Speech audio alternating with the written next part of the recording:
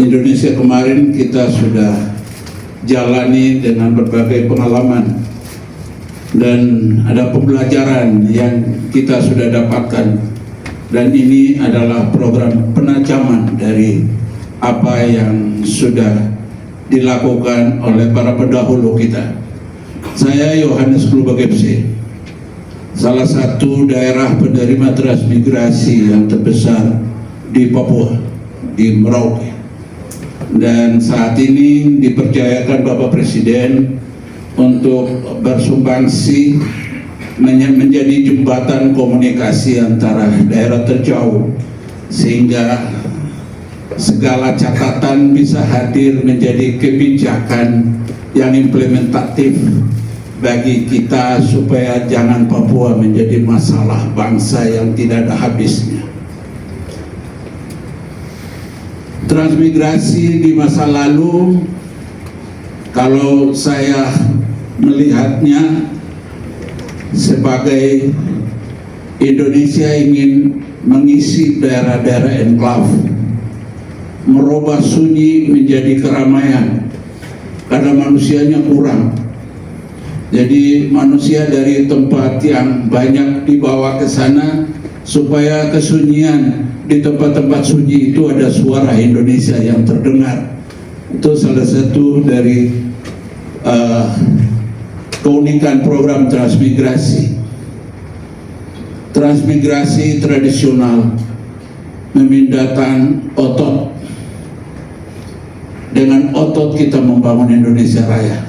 Tapi ke depan kita ingin membangun dengan O yang berikut, yaitu otak.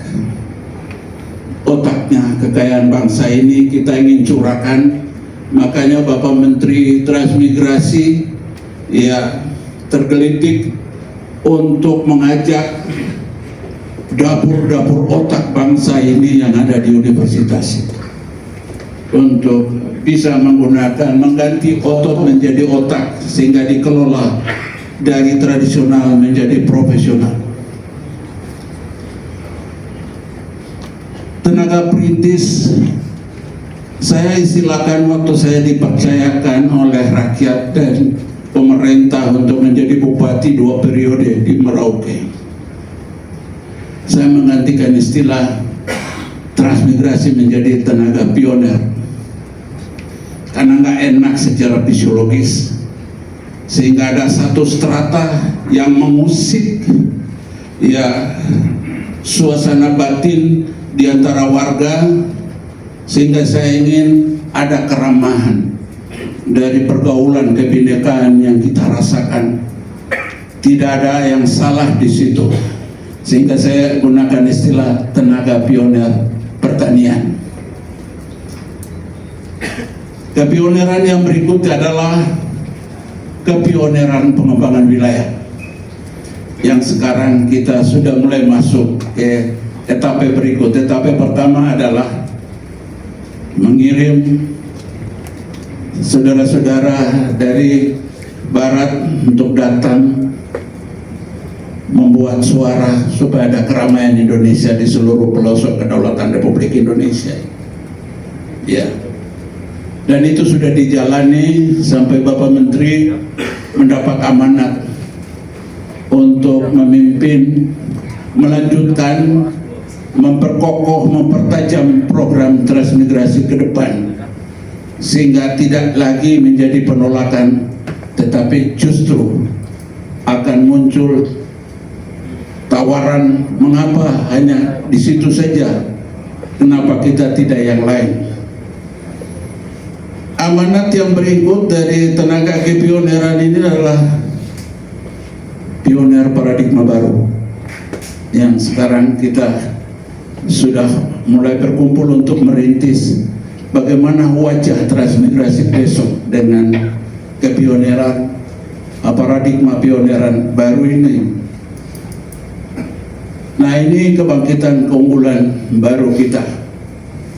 Jadi persoalan manusia yang banyak, tidak ada manusia yang tidak berkompeten, tetapi justru kita ingin optimalkan kelebihan penduduk ini untuk membangun Indonesia Raya yang jaya.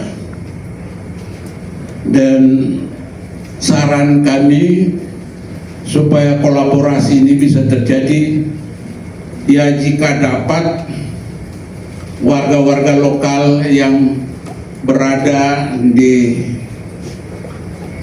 daerah Salor misalnya, ada kampung Salor, ada kampung Kum, dan ada beberapa kampung yang lain, ya itu juga menjadi satu kesatuan yang integral dari program penanganan yang sedang kita jalankan ini, supaya warga lokal tidak berpikir, wah pemerintah ini kok cuma fokus ke transmigrasi, lalu kami ini apa di situ. Jadi mungkin kita coba mengajak mereka dalam satu kesatuan manajemen kita, supaya mereka juga berpartisipasi untuk melakukan pengembangan wilayah. Nah kebetulan daerah Salor ini menjadi pusat ibu kota pemerintahan Provinsi Papua Selatan. Ya, moga-moga akan menyumbang nilai tambah dari kehadiran transmigrasi untuk menjadi kota-kota satelit. Ya, jadi kami harap teman-teman dari PB, dari planologi itu bisa membantu merancang kota satelit baru yang berbasis keunggulan komparatif potensi wilayah, yang dulu di Bapak Menteri yang lalu kita sudah coba bangun KTM waktu itu, Kota Terpadu Mandiri, ya KTM Salor dan juga KTM Muting pada saat itu. Di sana basisnya sawit, kalau di Salor ini basisnya pertanian, ada lagi daerah Wanam yang berbasis perikanan, kalau tadi mengikuti paparan Bapak Menteri tadi gitu. Yeah. Jadi 4 subsektor ini bisa menjadi mesin atau engine of development bagi pengembangan wilayah yang ada, karena kita menggunakan pendekatan potensi keunggulan daerah ya setempat.